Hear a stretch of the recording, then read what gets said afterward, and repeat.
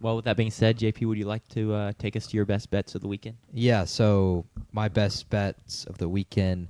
Last week we went 1-2. Georgia unfortunately couldn't complete it. They had big moments. They had every right to win that game, and they refused to for whatever reason. Kirby Smart lost his 34th game at home that he was going for 34 in a row. Best bets is now 6, 12, and 2 on the year. So we're due for 2, 3, and 0 weeks is what the model says. And I got 3 best bets.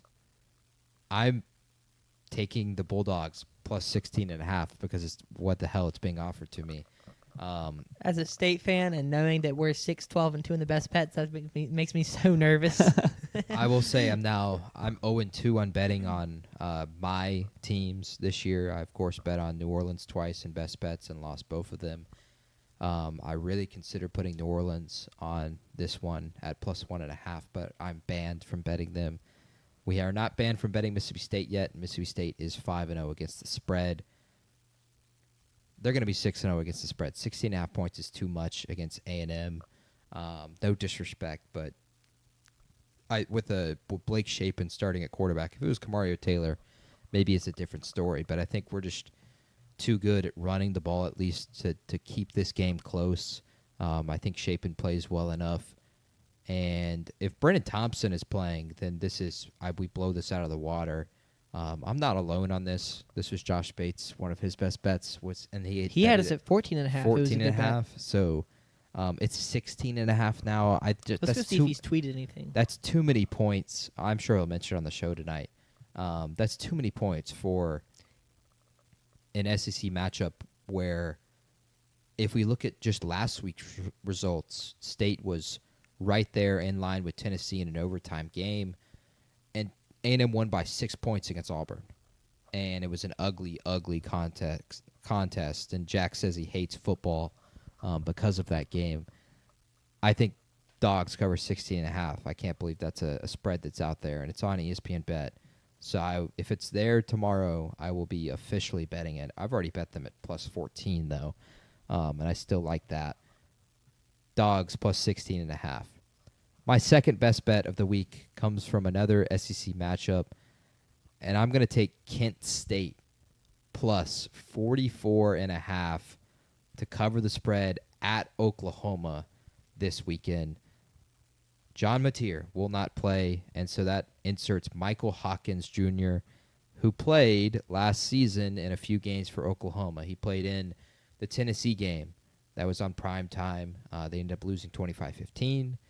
He won at Auburn in a game they never should have won, but a classic Hugh Freeze choke.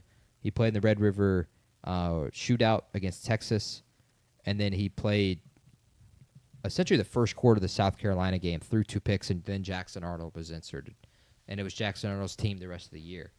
But Hawkins was not good, and he was without his 5 starting receivers, but still, to cover 45 points against Kent State.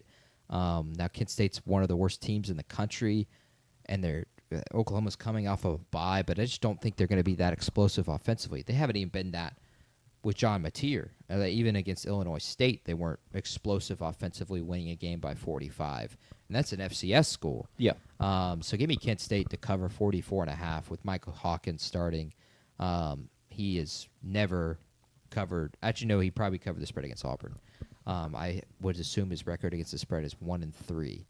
But give me Kent State plus 44.5. That's too many points. So for this game, with the Oklahoma defense, are you basically assuming that Kent State scores 0 and Oklahoma scores less than 45? I don't think Kent State's not going to score. They've played Texas Tech and Florida State this year, both on the road. At Texas Tech, which we think is a really good defense, maybe on par with Oklahoma, they scored 14. At Florida State, they scored 10 points. So I think it's a bet of, do we think Michael Hawkins is going to score 55? And I don't know if I can rely on that. Fair. Has Oklahoma scored 55? Oklahoma this year has not scored any higher than 42 at Temple. So 42 points against Temple, 35 against Illinois State. So even if they hold Kent State to 7, they have to win by scoring 52. I like Kent State plus 44.5. That's my second best bet of the weekend. And my final one comes from the NFL, and this is a spread that is currently on my offshore gambling site. The New England Patriots are 9-point dogs at Buffalo on Sunday Night Football, and I'm going to take the Patriots to cover 9. Buffalo has not been playing particularly great the past 2 weeks against Miami and New Orleans. It'll be their third straight game at home. Did not cover the spread in either of those 2 games. And Drake May, he's played 1 game against the Buffalo Bills at Buffalo last year. They had a lead in the fourth quarter in a game that Buffalo needed to win to try and secure the second seed. Buffalo eked it out in the fourth.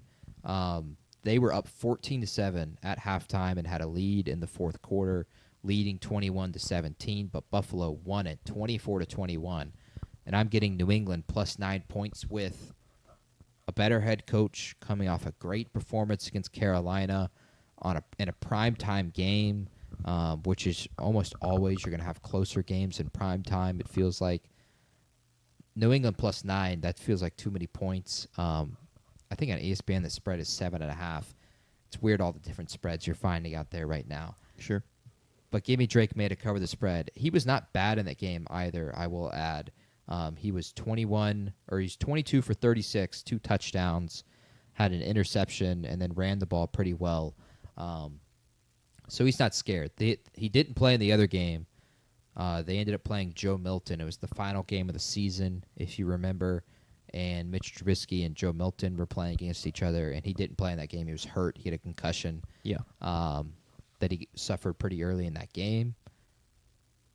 So he's not scared of Buffalo. And with Mike Vrabel, I think they'll just play well. 9 points with Mike Vrabel, I think is too much. Sure. New England plus 9. That's a 3-0 weekend easily. And we're back to 9, 12, and 1 on the season. And that completes my best bets for this week. I agree with a 3-0 weekend. Good stuff, JP. This is it. This is the turning point for the best bets. I fully believe that. It has to be.